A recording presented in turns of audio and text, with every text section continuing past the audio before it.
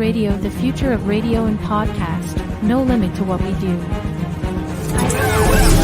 Access Radio, WIAX, the future of radio and podcast. No limit to what we do.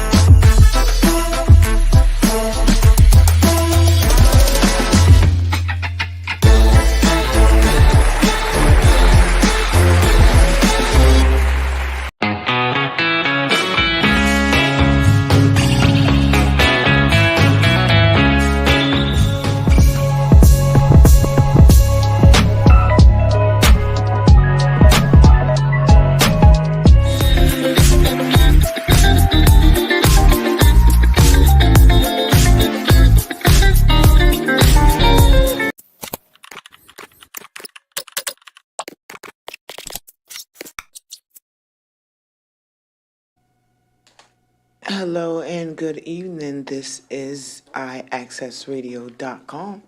You are tuned into the Lola Shae Show. I am your host, Lola Shae, and welcome. So just want to get right into it this afternoon. First of all, I want to say thank you to everybody that's tuned in. Good evening, Vonnie Jones. I'm want to check out a lot of videos this week where we're getting more and more videos in, and as we do, I like to pass them on to you guys. Feel free to let me know what you think. Give me your opinions, ratings. Should we play it again? Should we not? I'd love to hear you guys' feedback. Let's see, just getting right into the news this evening.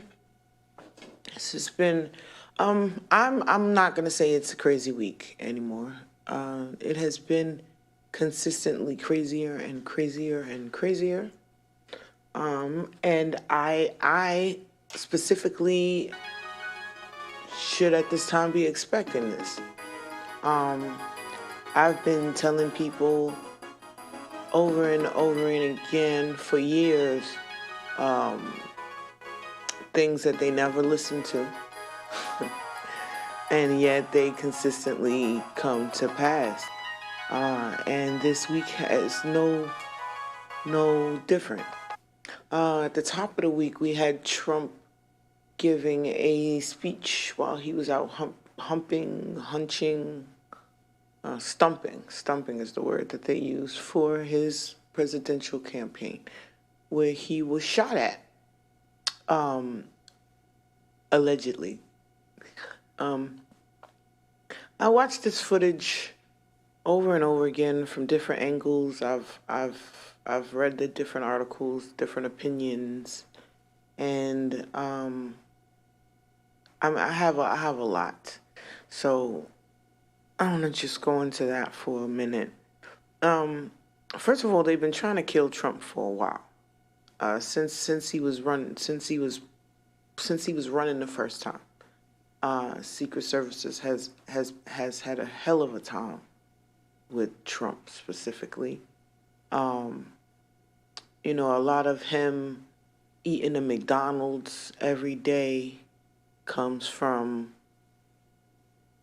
prior assassination attempts, poisonings and whatnot, and he at one point only felt safe sending his aides anonymously to McDonald's to get his food. They don't know who they're giving the food to. It's just another customer. They don't know that that's Trump's aide, so they give them the same food they would give anybody else, which is what he wants. They don't publicize attacks on the president usually for fear of causing panic and disruption. But this one was televised. what I found, one of the things, because so many things I found interesting, but one of the things I found interesting about this particular incident was the fact that they had notified the police and the Secret Service, seeing this young man on the roof prior to the incident, and was basically ignored. And okay, I understand that he is no longer president, but presidents get Secret Service indefinitely. Once you are president, you get Secret Service protection. Your immediate family gets Secret Service protection.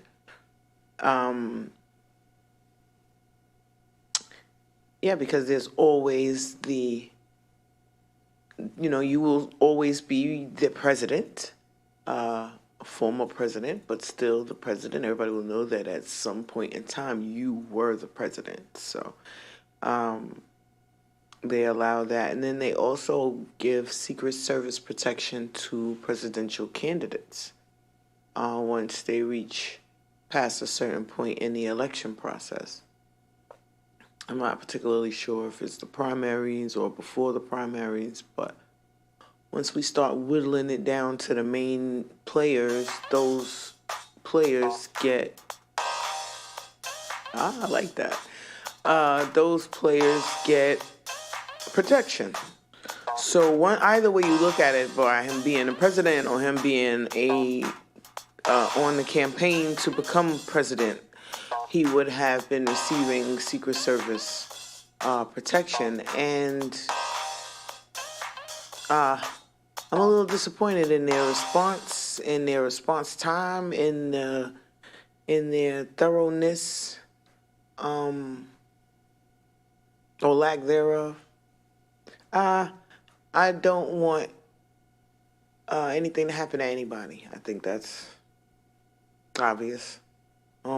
I don't like him. I don't vote for him. I don't agree with his policies. I don't like him as an individual, but I don't want him to be assassinated.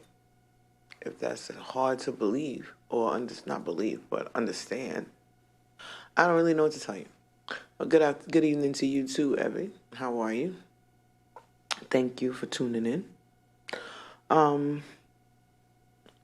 So later on in the week,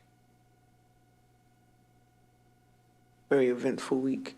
Later on in the week, we had, actually it was a little more than a week ago, we had Biden and Trump in the presidential debate, which was an utter and complete disaster as far as I was concerned.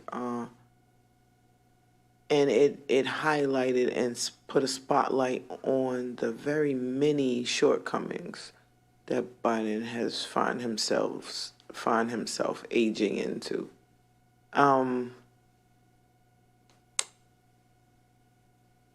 I was concerned at that point, but I definitely noticed something. So you can go back and quote me if you like, because I know it's there. But politically, this is something that they do, and they've gotten to the point where it's a pattern now that I am able to recognize. So first you got the people who say that they don't want to run for president. They don't want the job, and then later you see these same people campaigning for the job they said that they didn't want. So when they ask Kamala and Michelle Obama whether or not they wanted to run for president, and they both said no, I knew they were full of shit. You don't really get into these jobs past a certain point without a certain level of ambition, and president is the top of the totem pole. So Chris Christie said he didn't want it. He ran anyway. A bunch of people who claim to not want to run. The only person that I see that said they didn't want to run and really didn't run was Cuomo. But then they tarnished his legacy on purpose, I believe. Another theme in politics is the interim run. So we can go back to David Robinson, interim governor to acting governor. Now we have Kathy Hochul, interim